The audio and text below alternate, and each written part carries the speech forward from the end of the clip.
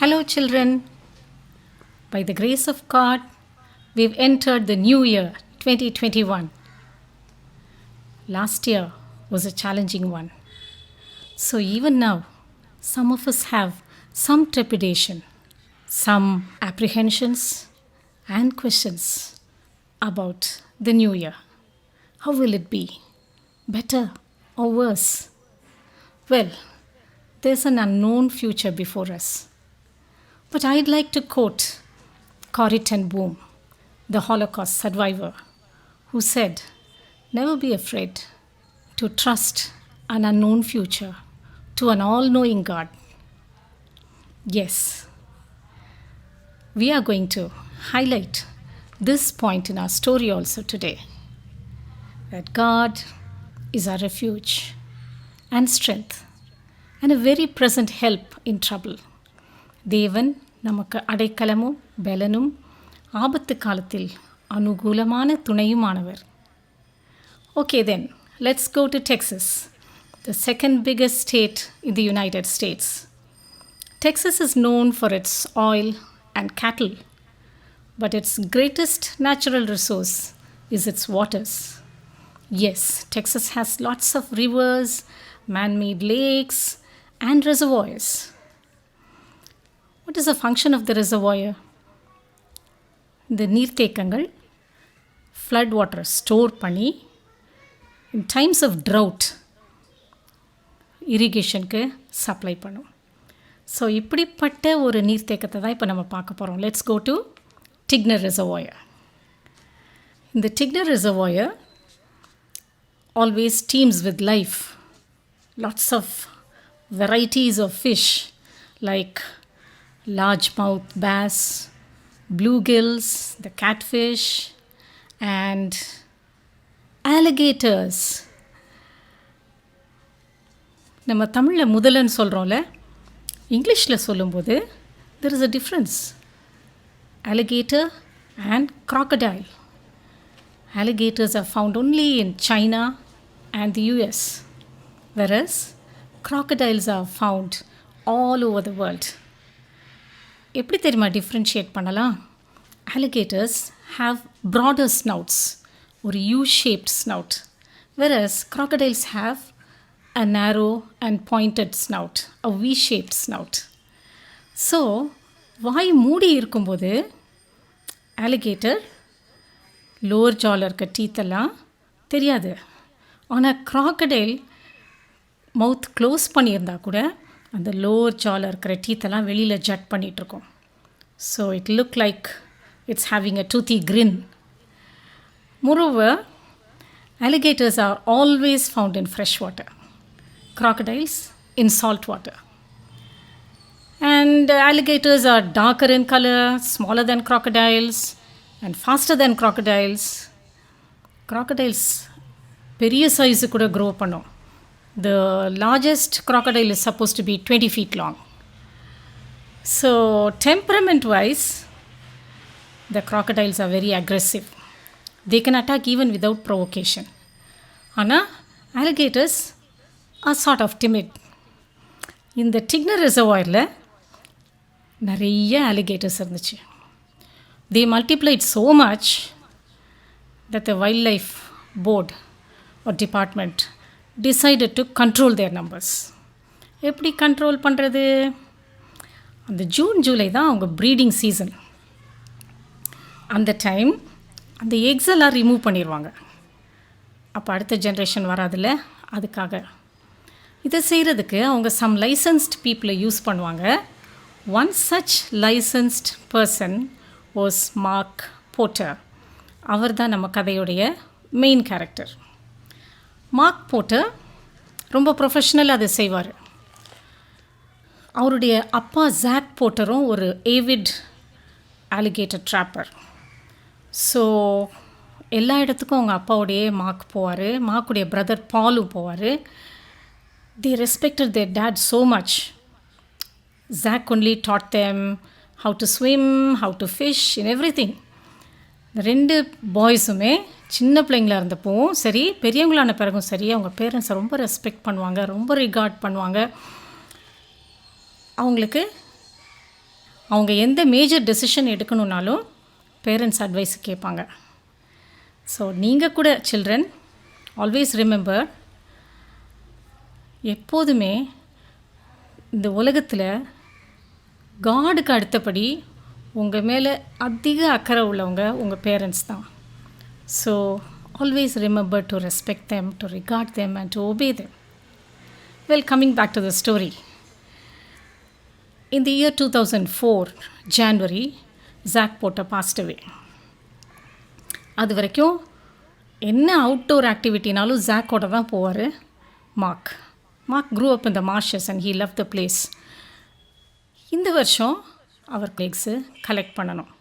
அவர் ஒரு ஹெலிகாப்டரில் ஃப்ளை பண்ணி நெஸ் எங்கெல்லாம் இருக்குன்னு லொக்கேட் பண்ணி ஜிபிஎஸில் ரெக்கார்ட் பண்ணிக்குவார்.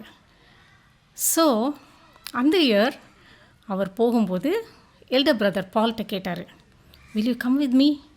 தனியாக போக முடியாது, எக்ஸ் எடுக்கிறது கொஞ்சம் ரிஸ்கி ஜாப் தான். மதர் ஆலிகேட்டர் பார்த்துருச்சுன்னா அட்டாக் பண்ண வரும். So one person has to be on the look out for the mama gator and the other person will have to collect the eggs. So Paul agree to go with Mark. ரெண்டு பேரும் போகலான்னு decide பண்ணாங்க. அவங்க ஒரு ட்ரக்கில் அவங்களுடைய ஏர் போட்டை hook பண்ணி ட்ரக்கில் நிறையா ட்ரேஸ் எல்லாம் எடுத்து வச்சுக்கிட்டாங்க எக்ஸு கலெக்ட் பண்ணுறதுக்கு. So they started their journey and it was a long journey. போகிற வழியிலேயே அந்த வார்டன் அவர்கிட்ட பேசினாங்க, Joe, we are coming to your county to collect eggs அப்படின்லாம் சொல்லிவிட்டு 6 நெஸ்ட்லேருந்து நான் ஹார்வெஸ்ட் பண்ண போகிறேன் அப்படின்னு சொன்னாங்க. ரீச் பண்ண பிறகு டிக்னர் ரிசர்வாயரில் ட்ரக்கை பார்க் பண்ணிவிட்டு அந்த கிரேட்ஸ் எல்லாம் எடுத்துக்கிட்டு அந்த ஏர்போர்ட்டில் ட்ராவல் பண்ணாங்க. ஃபஸ்ட்டு 4 நெஸ்ஸில் ரொம்ப ஈஸியாக கலெக்ட் பண்ணிட்டாங்க. அந்த நெஸ் வந்து இந்த கரையில் தான் இருக்கும், கொஞ்சம் ஒரு மவுண்ட் மாதிரி ஒரு 2 feet உயரத்தில் நிறையா மண், இலை, குச்சி எல்லாம் வச்சு குழச்சி அந்த நெஸ்ட்டு ஃபார்ம் பண்ணியிருக்கோம் அது அலிகேட்டர். அது எத்தனை எக்ஸ் இருக்கும் தெரியுமா? 50 to 60 எக்ஸ் இருக்கும். அது 60 daysல தான் அந்த ஹேட்ச் பண்ணி யங் ஒன்ஸ்லாம் வெளியே வரும். ஸோ அதுக்கு முந்தைய எடுத்துருவாங்க. 4 நெஸ்ட்லேருந்து நல்லா ஹார்வெஸ்ட் பண்ணிட்டாங்க. ஸோ 5th நெஸ்ட்டுக்கு போகும்போது மார்க் வந்து பால்கிட்ட சொன்னார், முடித்த உடனே will go out for dinner, will take Joe also along, எல்லோரும் போகலாம் அப்படின்லாம் ரொம்ப ஹாப்பியாக பேசிவிட்டு அவர் இறங்கி தண்ணியில் போய் அந்த நெஸ்ட் கிட்ட போனார். கொஞ்சம் எக்ஸ் அவர் எடுக்கும்போது திடீர்னு பால் சத்தம் போட்டார், திரு பீஸ் பீஸ் பீஸ்ன்னு சத்தம் போட்டார். என்ன ஹனி பீஸ்க்கு இவ்வளோ பயப்படுறாரு அப்படின்னு நினச்சிட்டு மெதுவாக அப்படி திரும்பி பார்த்தாரு. பார்த்தா பாலை சுற்றி அப்படியே ஒரு க்ளவுட் மாதிரி ஒரு ஸ்வார்ம் ஆஃப் பீஸ் அப்படியே ஸ்வர்ல் பண்ணிகிட்ருக்கு. நீ வாஸ் ட்ரைங் டு ஸ்வாட், அடிக்க ட்ரை பண்ணிகிட்ருக்காரு. அவர் முகத்தில், கழுத்தில், தோளில் எல்லாம் உட்காந்து அந்த பீஸ் ஸ்டிங் பண்ணுது. Oh no, these are not the ordinary bees, they look like killer bees, the Africanized killer bees, ரொம்ப அக்ரெசிவ் பீஸ். இந்த ஏர்போட் வந்து ரொம்ப நாய்ஸி, அந்த சத்தத்தில் அந்த ஹைவில் இருந்த பீஸ் எல்லாம் டிஸ்டர்ப் ஆகி அட்டாக் பண்ண வந்துருச்சு. ஸோ பால் வாஸ் டெஸ்பரேட், என்ன பண்ணன்னு தெரியல, அப்படியே நீடில்ஸ் மாதிரி குத்துது. He was feeling like he was on fire. இப்போ பால் வந்து யோசித்தார், இங்கேருந்து தப்பிச்சு போயிட வேண்டியதுதான், இது ரொம்ப டேஞ்சரஸ். இந்த கில்லர் பீஸ் சேஸ் பண்ணி விரட்டி ஸ்டிங் பண்ணும். ஒரு 1/4 mile டிஸ்டன்ஸு கூட பின்னாலேயே விரட்டிட்டு வரும். தண்ணிக்குள்ளே குதித்து தப்பிச்சிக்கலான்னு பார்த்தா தண்ணிக்கு வெளியிலே ஹவர் பண்ணி வெயிட் பண்ணிகிட்டே இருக்கும். மூச்சு விட தலை வெளியே வந்த உடனே மறுபடியும் ஸ்டிங் பண்ணும். அதனால தான் கில்லர் பீன் பேர். விரட்டி ஃபாலோ பண்ணி சேஸ் பண்ணி அவங்கள கில் பண்ணிடும். ஸோ பால் வந்து என்ன பண்ணன்னு தெரியாமல் யோசிச்சுட்டு இருக்கும்போது மார்க் சொன்னார், தண்ணிக்குள்ளே குதிச்சிரு, அப்படின்னு சொன்னார். Mama gator will come and attack அப்படின்னு சொன்னப்போ, that's okay, it's only one of her. we have to manage all these angry bees அப்படின்னு சொல்லி தண்ணிக்குள்ளே குதிக்க சொன்னேன். குதிச்சிட்டார் அவர். ஆனால் ப்ராப்ளம் என்னென்னா, அவங்க இடுப்பு வரைக்கும் சேறு, மட், it was mitti water. And அதுக்கப்புறம் 1 foot ஹைட்டுக்கு தான் தண்ணி இருந்தது. அதுக்குள்ளே அவங்க ஹோல் பாடியை இமர்ஸ் பண்ணி அவங்களுக்கு ஒளிஞ்சிக்க முடியல. Still they were following and stinging. Each time அந்த பீ ஸ்டிங் பண்ணும்போது அந்த ஸ்டிங்கர் வில் கெட் டிட்டாச்ட். அந்த ஸ்கின்ல போய் மாட்டிக்கும். அந்த பீ அதோட செத்து போயிடும். அதோடைய லைஃப் அவ்வளோதான். Part of the bees body அந்த ஸ்டிங்கரோடு வந்துடும். Every time this happens, some pheromones are released. அது ஒரு கெமிக்கல். அந்த கெமிக்கல் வந்து it will send a signal to all other bees in the vicinity to come and attack. So more and more bees were coming. Reinforcements வந்துகிட்டே இருக்குது. இங்கே செத்துட்டே இருக்குது bees, sting பண்ணி more and more bees are coming. சரி, எப்படியாவது போட்டுக்கு போய் தப்பிச்சு போகணும்னு நினச்சா, போட் என்ஜின் ஆஃப் ஆகிருக்கு. அந்த என்ஜின் வந்து ஏர்ப்ளேன் என்ஜின். 1/2 hour 30 minutes ரெஸ்ட்டுக்கு அப்புறம் தான் அது மறுபடியும் ஸ்டார்ட் ஆகும். Oh my God, we are trapped, what shall we do அப்படின்னு பார்க்குறாங்க. தப்பிக்க வழியே இல்லை. நம்ம ஒரு டெஸ்பரேட் சுச்சுவேஷனில் இருக்கும்போது என்ன செய்வோம்? Will call out, will cry out to God. இல்லை, அந்த மாதிரி தான் மார்க் காட்கிட்ட, Lord we don't know what to do, help us அப்படின்னு டெஸ்பரேட்டாக ஒரு டெலிகிராஃபிக் ப்ரேயர் அனுப்புனார். அந்த சமயத்தில் அவருக்கு காதில் ஒரு சத்தம் கேட்டுச்சு. பாய், get you all out of here. It's going to hurt. You're going to be sick. But drive that boat and get out of here, both of you. அப்படின்னு ஒரு சத்தம்.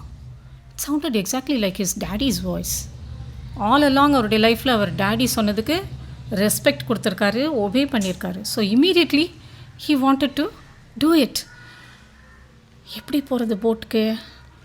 பீஸ் ஸ்டிங் பண்ணிகிட்டே தான் இருக்குது. ஒரு லில்லி பேட் எடுத்து ஃபேஸை cover பண்ணிவிட்டு அப்படியே கஷ்டப்பட்டு ட்ரட்ஜ் பண்ணி க்ரால் பண்ணி அந்த போட்டில் ஏறி உட்காந்துட்டார். உட்காந்து ஸ்டார்ட் பண்ணால் it didn't start. God please help அப்படின்னு சொல்லி இன்னொரு தடவை ஸ்டார்ட் பண்ணுறார். அப்பவும் ஸ்டார்ட் ஆகலை. அவர் விட்ஸ் எண்டில் இருக்கிறாரு. So desperately he called out to God again, save us Lord அப்படின்னு சொல்லி இன்னொரு தடவை ஸ்டார்ட் பண்ணோன்னே the engine revved up. Start ஆயிடுச்சு. ஸ்டார்ட் ஆனோடனே தேங்க்யூ லார்ட், தேங்க்யூ ஸோ மச்னு சொல்லி வேகமாக அந்த போட்டு கொண்டு போய் பால் இருக்கிற இடத்துக்கு போய் அவங்களையும் பிக் பண்ணி 2 பேரும் வேகமாக போட்டை ஓட்டிகிட்டு டுவர்ட்ஸ் த ட்ரக் போகிறாங்க. ஐயோ ஓகே பால் அப்படின்னு மார்க் கேட்குறாரு. I am fine but you look ugly அப்படின்னு அந்த பிரதர் சொல்லி சிரிக்கிறார். ஏன்னா ஹோல் ஃபேஸ் வாஸ் சோலன். ஐஸ்லாம் ஒரு ஸ்லிட் மாதிரி தான் இருக்குது. லிப்ஸ் எல்லாம் அவ்வளோ பெருசாக இருக்குது. எல்லாம் வீங்கிருச்சு. ஆக்சுவலாக மார்க் நினச்சாரு, நம்ம இங்கே செத்தே போயிடுவோம். செத்து போனால் நம்ம காஃபின்னு கூட மூடி தான் வைக்கணும். Because we look so ugly, they'll have to keep the caskets closed அப்படின்னு நினச்சாரு. இப்போ பத்திரமா போய் ட்ரக்குக்கு போய் சேர்ந்துட்டாங்க. அங்கே போய் உடனேயே அங்கேருந்த ஃபோனை எடுத்து கால் பண்ணார். அவருடைய ஃபோன் தண்ணியில் விழுந்துருச்சு. Paul's phone was there in the truck and they call Joe. said this is what happened. Joe உடனே வந்து அவருடைய வெஹிக்கிள் அவங்க 2 பேரும் ஏற்றிட்டு he took one look at them and then he knew that they needed to be hospitalized immediately. உடனே hospital கொண்டு போய் அங்கே போய் ட்ரீட் பண்ணாங்க. எமர்ஜென்சி ரூமில் உடனேயே அவங்களுக்கு எல்லா ஸ்டிங்கர்ஸையும் அந்த நர்சஸ் அண்ட் டாக்டர்ஸ் எல்லாம் they started taking them out. Credit cards வச்சு அப்படி ஸ்க்ரேப் பண்ணி எடுத்தாங்க. They were all feeling so dizzy and யூஸ்வலாக ஒரு அனஃபிலட்டிக் ஷாக் வரும் தெரியுமா?